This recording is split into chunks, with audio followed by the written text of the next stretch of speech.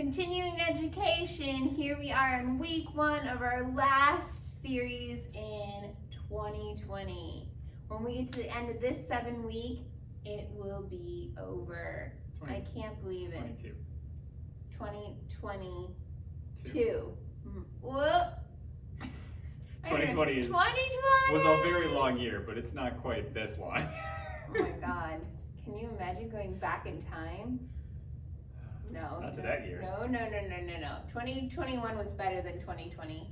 And 2022 is way better.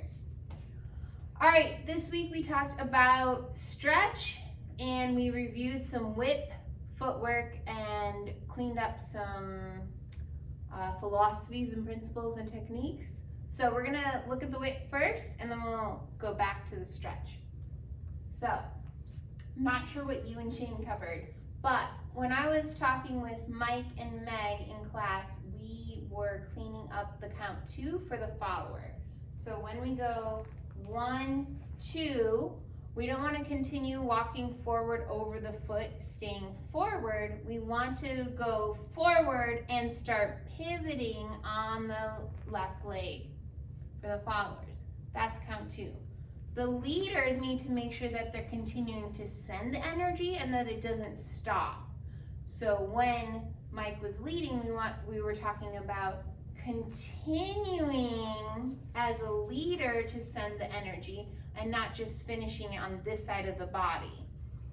So as you come through, you're going back 1, 2, and the more you rotate your own spine, leaders, and you can do that by bending your back knee, the more you rotate, the more you can follow through with the hand, because obviously it's not taking your hand and then pushing it over here and your body stays the same.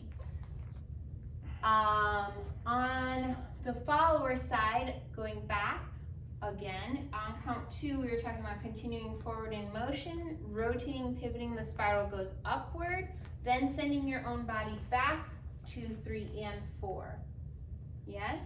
So you're basically continuing to go in that direction, but the first 2 steps are forward, and then the second 2 steps are backwards. Same thing from this side. Walk, pivot, walk, and hold, right?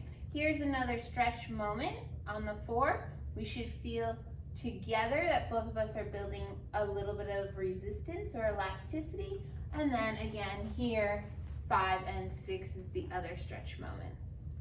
So, we broke down our basic footwork inside of building connection for stretch. The footwork should feel like your toes, the front part of your little pads of your little baby toes, ball, the meaty part of your foot, the metatarsal holds all those toes, arch. This is not a feeling, but it is a muscle group, so we're acknowledging it, because that's the part of your foot that doesn't usually touch the ground. And I'm doing that right here, you can see. And then heel, that's my whole heel, the whole butt of my foot. That heel, I need to go through the heel as a leader all the way back. That makes my step happen. For a follower, I go through toe, ball, arch, heel. I go all the way back at the opposite. I'm almost like gonna take a step, and that elasticity brings me into coming forward on 1 and 2. So I need that as a follower, and the back end, because it brings so much goodness to my connection with my leader when we do that in synchronicity. So we really honed in on our stretch, building that connection together, leaders working on it on their side, followers working out on their side, putting it into the whip. And then in warm-up, I gave you some new footwork drills. So I will show them here. Mark will face that way and I'll face to you. We'll see how well it goes. We started with the chug. So your right knee is bent and we're holding the knee here, and then you're pushing the foot along the floor and then pulling up the other one. Pushing it along the floor, pulling up the other one. So you're letting the heel drop as you're chugging forward. So you're pushing, going chug, chug, chug, chug. So you can see how we push down on the ground and create a flat foot and slide it, slide it, slide it, slide it. Then we also learned the Shorty George, where your knee is doing a little bit of a wobble, a little bit of a fall out to the side, and your front knee is going over towards your pinky toes, and your back knee is kind of following it. So you can see both of my knees are going to the right, then I change, both of my knees are going to the left, then I change again, both of my knees are going to the right, to the left, to the right, to the left, to the right, to the left, to the right, to the left, and off I am on the screen.